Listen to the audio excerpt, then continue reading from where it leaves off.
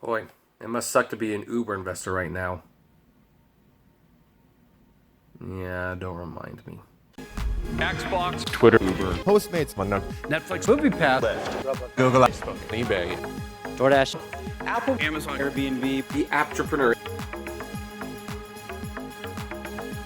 Hey everyone, this is Kevin, the Apptrepreneur, and we're going to talk about Uber and Lyft today. You're actually going to get a bonus story at the end of the main topic. And just to let everyone know, I was definitely going to be covering this topic. I mean, I appreciate the dozen or so people who sent me the news article. That definitely means that people want to hear my opinion on this. They want to hear this discussed, and we are going to discuss this. I was going to discuss it anyway, but I definitely thank all of you for sending it out. This is definitely a story that caught a lot of my viewers' interest, and so this should be a fun one to discuss. However, before we talk about it, let's have a word from our sponsors. If you have rideshare insurance, you know what a disaster it is. It's super expensive. Some guys are paying over $100 a month for it on top of their regular insurance. So we're working with an insurance company to help lower prices and get better coverage. They're working on a plan where Uber and Lyft drivers will either pay by the mile or by the hour. You'll only pay for what you use, but we need some information from you, the drivers. We need to know on average how far and how long you drive with Uber and Lyft each week. So would you click on the link below in the description and take just 5 minutes to fill out the survey? We'd really appreciate it. So this is the headline that flooded my inbox all day yesterday. Uber lays off 400 as profitability doubts linger after IPO. Frankly, I was expecting this. I mean, Uber has lost, both Uber and Lyft, they have lost billions of dollars every quarter, and they never make a profit. And I don't know what they were thinking was going to happen once they were to become a publicly traded company. Was it magically going to get better? No, of course it's not. And by the way, these people, they know it. Ryan Graves left Uber. Ariana Huffington left Uber. That other guy whose name I can never remember, like the 2 board members left. These are rats fleeing from a sinking ship. Uber has no future. Neither does Lyft. They are sinking ships. They will always be losing money, and we're just going to see more and more fat trimmed as things get a heck of a lot worse, and this is, of course, one of the first signs. Now then, Uber said it laid off a third of its marketing team on Monday, or about 400 people, as the ride-hailing company tries to cut costs and streamline its operations after its initial public offering in May. Now, here's a key thing to mention. They're laying off some of their marketing team. And to be honest, if you're going to be trimming fat, I'd probably start with the marketing team.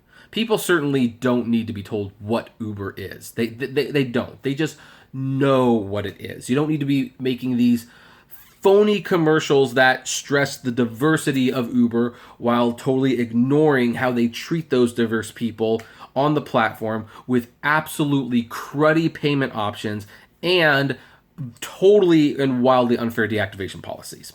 Yeah, I've been watching all those Uber commercials where they're talking about how they welcome immigrants and minorities and we're here for opportunity. Yeah, opportunity to get screwed over with the pricing. And if you get deactivated, bye-bye livelihood. It's an anonymous source. I mean, heck, that video that I did yesterday about the person who got deactivated for giving themselves 5 stars and $100 tips, and be like, well, how do you know like the woman didn't accidentally do that and she just wanted a free ride?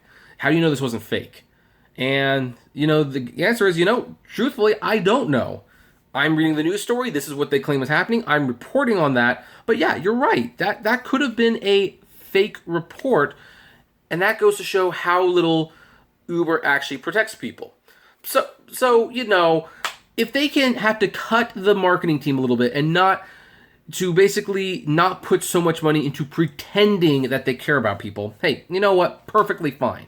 Perfectly fine by my standards. But again, this is just the beginning. The cuts, which were also announced internally on Monday, are taking place in multiple Uber offices around the world, the company said.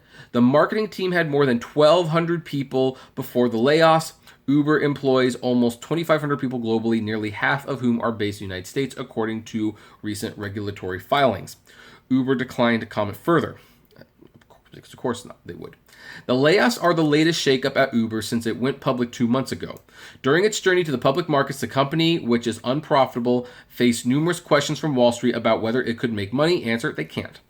Ride-hailing is an expensive business with providers often spending huge sums to recruit drivers and subsidize trips.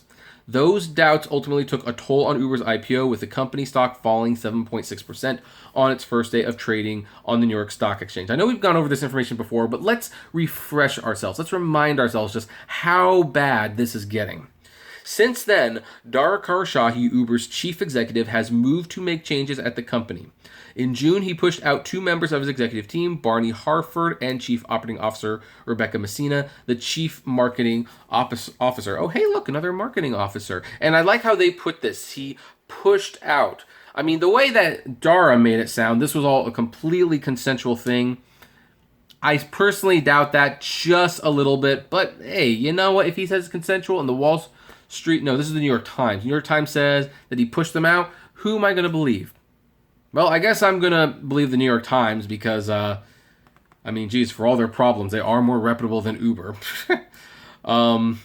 Miss Messina's role was eliminated, not replaced, and the marketing team was reorganized under Uber communications lead Jill Hasselbaker. In addition, Uber's board has been undergoing turnover. Ryan Graves, Uber's first employee and a director, stepped down from the board in May. Last week, 2 more board members, Aaron Huffington, the founder of Thrive Global, and Matt Kohler, that's his name, a venture capitalist at Benchmark, stepped down from their positions. Both Ms. Huffington and Mr. Kohler had been heavily involved in the departure of Mr. Khosrowshahi's predecessor, Travis Kalanick, from Uber in 2017. In a statement last week, Ms. Huffington said that she stepped down to focus on the growth of her own company. I don't completely believe that, by the way. I believe there's some truth to that, but not completely. Mr. Kohler said in a statement filed with the Securities and Exchange Commission that he was thrilled with the company's position. Uber has not announced their replacements yet. Well, if you're thrilled with the company's position, why would you leave, especially if it's profitable? Which I guess it's not. The company faces another test on August 8th when it is scheduled to report its second quarter earnings. I bet you they're going to be dismal. They are going to be utterly dismal. And that's one of the reasons that they're doing this right now. They want to get ahead of the game. In the reports are going to say we lost this much money, but guess what? We've already taken this step. We've eliminated these jobs, so therefore we'll save this much money. They're going to try to trim the fat as much as they can. They're going to try to show that they are cutting costs every time there's a report earnings out because they are going to be negative for a while. But hey, if they can show that they're cutting costs, maybe investors will forgive them. Maybe. Wall Street analysts project that Uber will report a loss of $2.09 a share next week on revenue of $3.3 billion, according to FactSet. In an email on Monday to Uber's marketing staff, which was reviewed by the New York Times, Ms. Hasselbaker said the 400 layoffs were taking place because the team had grown bloated and decision-making was unclear. What? The marketing team's organizational charts ran to more than 388 pages, she said. That's probably why you have a marketing director. You know that position that you fired, that woman that you let go? That was her job to keep it all in check. And when you don't have that person, chaos erupts, which means they had no intention, if it did in fact get out of hand. If it got out of hand, if it was uncontrollable, you know what? It's Uber's fault. They could have hired someone to manage it all, but they didn't, so they clearly didn't care. And it probably wasn't even that unmanageable. It's probably an excuse. Ms. Hasselbaker added that she planned to consolidate Uber's regional marketing teams around the world, including the United States and Canada, Latin America, and the Middle East. Good luck with all that. The marketing team oversees ride promotions, advertising campaigns, and social media. And I'm sure they also help redesign the app every few months because that's what drivers want. They want a new looking app every single time. I don't know if this is going to become like a meme or not, but let's just do it anyway.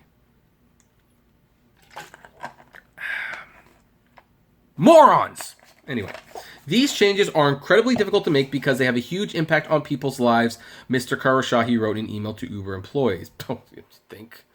Many of our teams are too big, which create overlapping work, makes for unclear decision owners, and can lead to mediocre results. It also doesn't help if you don't have a manager for that.